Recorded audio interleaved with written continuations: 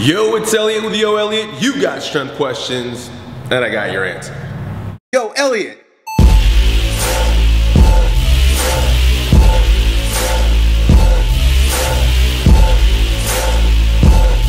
Well, today we got a great question from our deep-voiced friend who wants to know, yo, Elliot, how the hell do I pick up a car? Check him out.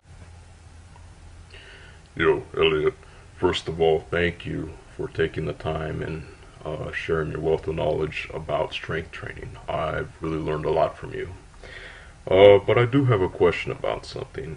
Well, before I get to my question, let me talk about my goal. I'm interested in getting a lot stronger than what I am right now. You see, more specifically, I'd like to go ahead and pick up a car. And the car that I'm trying to pick up right now is a Volvo 240 DL. It's a 1987 car. The car weighs a little over 3,000 pounds. But I know when people pick up cars, they pick up one end and it's only a quarter of the weight or so. So anyways, then tell me what you think. Am I working out for too long? Would it be more beneficial for me to break up my workout throughout the week? Well, go ahead and let me know. Well, thank you. Well, buddy, thanks for your question. Here's how we're gonna answer it. First, I'm assuming that you're trying to do something that looks a little bit like this. Franklin, 소예치. Leda!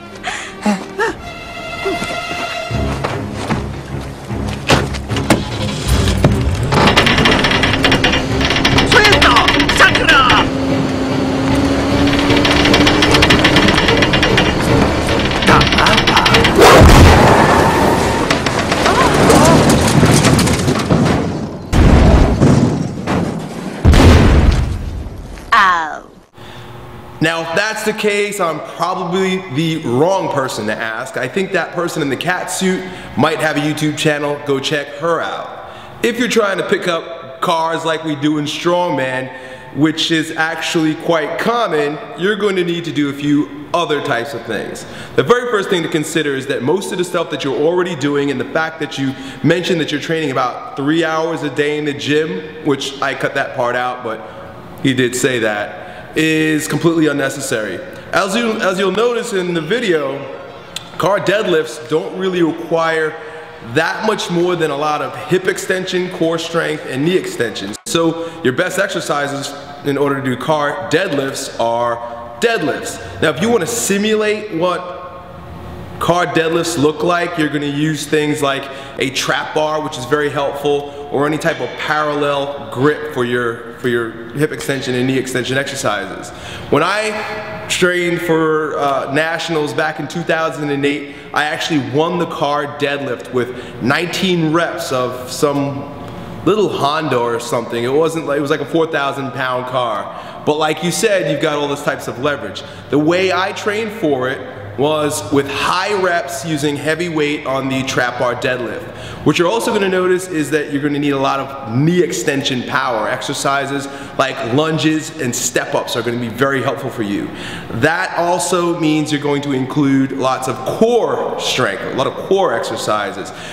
I don't know exactly how it pans out biomechanically, but for some reason, whenever I do a deadlift with my hands parallel as opposed to in front of me, where my center of gravity is over my base of support, I feel like my core gives a lot more. In fact, I've come pretty close to getting hernias when trap deadlifting, which would never happen because my core is far more involved when I do a straight bar deadlift with the bar out in front of me.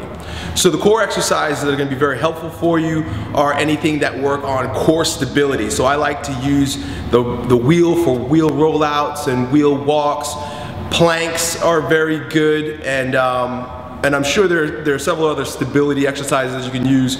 As far as the volume is concerned, you can practice that about once a week. As far as actually practicing the car deadlift before your event or whatever the case may be, you may be able to get your hands on car deadlift handles. You can check those out, Google them. A lot of strongmen, if you Google in your area and there are strongman training in your area, have them. You could train with those at their gyms. I hope that helps you, buddy. I'm not sure if this is exactly what you wanted, but I don't know. Talk to you next time. Yo, Elliot.